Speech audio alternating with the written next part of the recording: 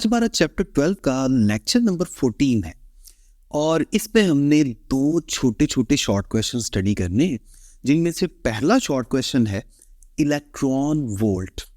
Electron volt क्या चीज है? सबसे पहली बात तो ये कि it is the unit of energy. Energy के एक और भी यूनिट आपने पढ़ा हुआ है, ऐसा यूनिट ऑफ एनर्जी क्या होता है? जूल्स। लेकिन इलेक्ट्रॉन वोल्ट जो है ये एसआई यूनिट तो नहीं है, but this is a unit of energy. अच्छा, इलेक्ट्रॉन वोल्ट को स्टडी करने से पहले मैं दोबारा आपको थोड़ा पीछे लेकर जाता हूं, जहां हमने पोटेंशियल डिफरेंस के बारे में दो चार बातें डिस्कस की थी। फर्ज कर लें हमारे पास एक पॉजिटिव प्लेट है और नीचे एक नेगेटिवली चार्ज प्लेट है। इलेक्ट्रिक फील्ड की डायरेक्शन क्या होगी? पॉजिटिव से नेगेटिव प्लेट की तरफ। अब फर्ज कर लें जो दरमियान में एक चार्ज पड़ा हुआ है ना, ये पॉजिटिव चार्ज है, टेस्ट चार्ज। ठीक है। अच्छा, इस टेस्ट चार्ज को मैं क्यू नॉट का नाम दे देता हूं। इस चार्ज को अगर मैं नेगेटिव से पॉजिटिव प्लेट की तरफ लेकर जाऊं तो मुझे इलेक्ट्रिक फोर्स के अगेंस्ट वर्क करना पड़ेगा, क्योंकि पॉजिटिव प्लेट तो इसको नीचे रिपेल कर रही है। मैं इसको ऊपर ले जाना चाह रहा हूं तो मुझे क्या करना पड़ेगा? वर्क करना पड़ेगा। और मेरा यही वर्क इस चार्ज के अंदर इलेक्ट्रिक पोटेंशियल एनर्जी की फॉर्म में स्टोर होता जाएगा। यानी मैं कह सकता हूं कि जैसे जैसे ये चार्ज पॉजिटिव प्लेट के करीब जाता जा रहा है, इसकी इलेक्ट्रिक पोटेंशियल एनर्जी बढ़ती जा रही है। इसका मतलब है जो पॉजिटिव प्लेट है ना, वो इस पॉजिटिव चार्ज के लिहाज से हाई पोटेंशियल है और वहां पर इस चार्ज की इलेक्ट्रिक पोटेंशियल एनर्जी भी ज्यादा है। इसी तरह अगर मैं इस टेस्ट चार्ज को यहां छोड़ दूं तो ये खुद ब खुद किस तरफ जाएगा? ये खुद ब खुद नेगेटिव प्लेट की तरफ जाएगा, क्योंकि अपनी पोटेंशियल एनर्जी को यूज करके ये लो एनर्जी कॉन्फ़िगरेशन स्टेट यानी नेगेटिव प्लेट की तरफ आने की कोशिश करेगा। जैसे जैसे ये नीचे आता जाएगा, यानी पॉजिटिव से नेगेटिव प्लेट की तरफ आता जाएगा, तो जो पोटेंशियल एनर्जी इसने गेन की थी ना, ये उसको लूज करता जाएगा। और इसकी पोटेंशियल एनर्जी पता किस में कन्वर्ट होती जाएगी? कैनेटिक एनर्जी में। तो जैसे जैसे ये नीचे आता जाएगा, इसकी कैनेटिक एनर्जी बढ़ती जाएगी। इसका मतलब है पॉजिटिव प्लेट इस पॉजिटिव टेस्ट चार्ज के लिहाज से हाई पोटेंशियल एनर्जी को जाहिर कर रही है, और नेगेटिव प्लेट कौन सी पोटेंशियल एनर्जी को जाहिर कर रही है? लो पोटेंशियल एनर्जी को।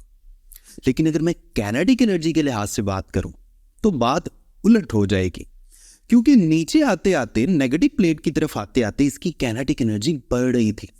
इसका मतलब है नेगेटिव प्लेट क्या शो कर रही है कि यहां आकर इसकी कैनेटिक एनर्जी ज्यादा है, हाई कैनेटिक एनर्जी, और पॉजिटिव प्लेट के पास इसकी कैनेटिक एनर्जी क्या थी? लो थी। इसका मतलब है जहां पोटेंशियल एनर्जी हाई है वहां कैनेटिक एनर्जी लो है, और जहां पोटेंशियल एनर्जी लो है वहां कैनेटिक एनर्जी हाई है। हम ये भी कह सकते हैं कि अगर ये पोटेंशियल एनर्जी गेन कर रहा था तो कैनेटिक एनर्जी लूज कर रहा था, और अगर ये पोटेंशियल लूज कर रहा था तो कैनेटिक एनर्जी गेन कर रहा था। अब सेम ऐसी ही बातें मैं इलेक्ट्रॉन के लिए करता हूं। यानी मैं इसी डायग्राम के नीचे एक ऐसी ही डायग्राम कंसिडर करता हूं। ऊपर पॉजिटिवली चार्ज प्लेट है, नीचे नेगेटिवली चार्ज प्लेट है। इलेक्ट्रिक फील्ड की डायरेक्शन तो पॉजिटिव से नेगेटिव की तरफ ही होगी, लेकिन अब दरमियान में मैं पॉजिटिव चार्ज की बजाय एक इलेक्ट्रॉन फर्ज कर लेता हूं। इलेक्ट्रॉन पे कौन सा चार्ज होता है? नेगेटिव चार्ज होता है। अगर मैं इस इलेक्ट्रॉन को खुला छोड़ दूं तो ये किस तरफ जाएगा? यानी अगर मैं इसको अलो करूं तो ये जहां मर्जी जाए, तो सारी बातें ये पॉजिटिव प्लेट की तरफ जाएगा। और अगर मैं इसको नेगेटिव प्लेट की तरफ ले जाना चाहता हूं तो चूंकि नेगेटिव प्लेट तो इसको रिपेल करेगी, लाइक चार्जेस रिपेल करते हैं, तो मुझे नेगेटिव प्लेट की तरफ ले जाते हुए वर्क करना पड़ेगा। और मुझे जब भी वर्क करना पड़ेगा वो वर्क इसके अंदर इलेक्ट्रिक पोटेंशियल एनर्जी की फॉर्म में स्टोर होगा। यानी इलेक्ट्रॉन के केस में negative plate high potential energy को जाहिर करेगी और positive plate low potential energy को जाहिर करेगी। इसी तरह अगर इलेक्ट्रॉन को छोड़ दें तो चूंकि ये पॉजिटिव प्लेट की तरफ जा रहा है, यानी खुद ब खुद जाते हुए इसकी पोटेंशियल एनर्जी में कमी आ रही है, तो कैनेटिक एनर्जी में इजाफा होगा। इसका मतलब है इलेक्ट्रॉन के लिहाज से positive plate high kinetic energy को जाहिर कर रही है और नेगेटिव प्लेट लो कैनेटिक एनर्जी को जाहिर कर रही है। यानी चाहे आप टेस्ट चार्ज की बात करें, चाहे आप इलेक्ट्रॉन की बात करें, जहां पोटेंशियल एनर्जी ज्यादा है वहां कैनेटिक एनर्जी कम होगी, और जहां पोटेंशियल एनर्जी कम है वहां कैनेटिक एनर्जी ज्यादा होगी। यानी हम ये भी कह सकते हैं loss of potential energy is equal to gain in kinetic energy, या gain in potential energy is equal to loss in kinetic energy. तो ये तो एक छोटा सा कॉन्सेप्ट था law of conservation of energy के मुताबिक, और ये बड़े इंपॉर्टेंट एमसीक्यूज भी हैं। ये जो मैंने आपको बताया ना कि पॉजिटिव चार्ज पॉजिटिव प्लेट की तरफ जाए तो कौन सी एनर्जी ज़्यादा होती है, नेगेटिव की तरफ जाए तो कौन सी ज़्यादा होती है, इसी तरह इलेक्ट्रॉन के बारे में बताया है, ये बड़े इंपॉर्टेंट एमसीक्यूज भी हैं। अब हम आते हैं थोड़ा सा मजीद आगे। फर्स्ट कर लें, हम दोबारा उसी पोटेंशियल डिफरेंस के फॉर्मूला को देखते हैं। पोटेंशियल डिफरेंस का फॉर्मूला क्या था?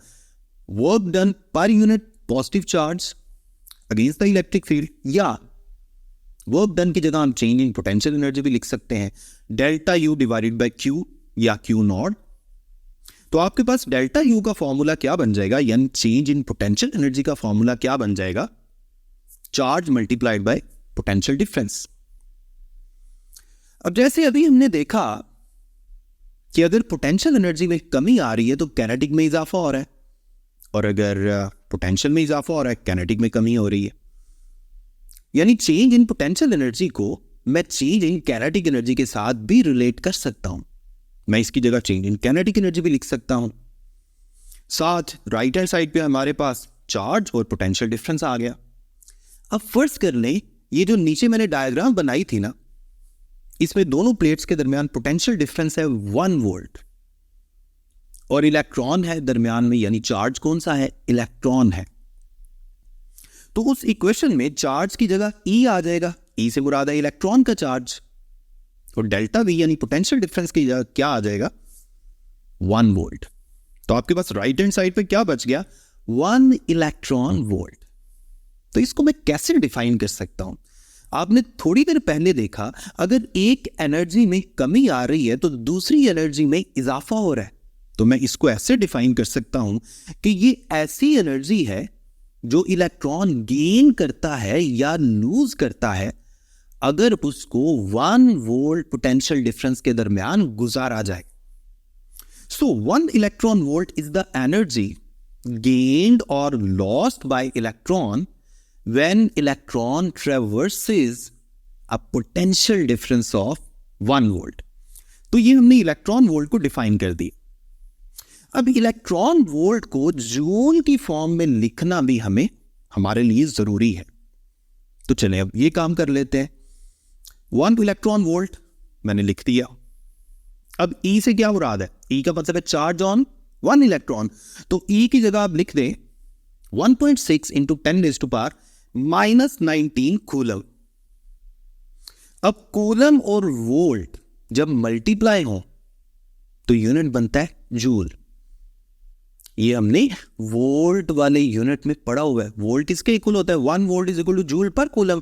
कूलम को इधर ले आए तो जूल किसके इक्वल आ जाएगा? Coulomb into volt. तो आपके पास 1 इलेक्ट्रॉन वोल्ट इक्वल आ गया 1.6 मल्टीप्लाइड बाय 10⁻⁻⁹ जूल्स। अब जब भी आपको इलेक्ट्रॉन वोल्ट को जूल में कन्वर्ट करना पड़ेगा तो आप इस वैल्यू से मल्टीप्लाई करेंगे। और जरा गौर करें, 1 जूल किसके इक्वल आएगा? उस सारे फैक्टर को डिवाइड कर दें, यानी 1 डिवाइडेड बाय 1.6 मल्टीप्लाइड बाय 10⁻⁻⁹ और ऊपर आ गया इलेक्ट्रॉन वोल्ट। यानी जूल को जब भी वापस इलेक्ट्रॉन वोल्ट में कन्वर्ट करना पड़ेगा तो आप इस फैक्टर से डिवाइड करेंगे। तो ये तो था इलेक्ट्रॉन वोल्ट के बारे में। अब हम अगला शॉर्ट क्वेश्चन देखने लगे हैं जो बेसिकली 2 फोर्सेस का कंपैरिजन है। आपने इससे पहले पार्ट 1 में ग्रेविटेशनल फोर्स के बारे में पढ़ा था, और इस चैप्टर में हमने पढ़ा है कूलम लॉ में इलेक्ट्रिक फोर्स या इलेक्ट्रोस्टैटिक फोर्स के बारे में।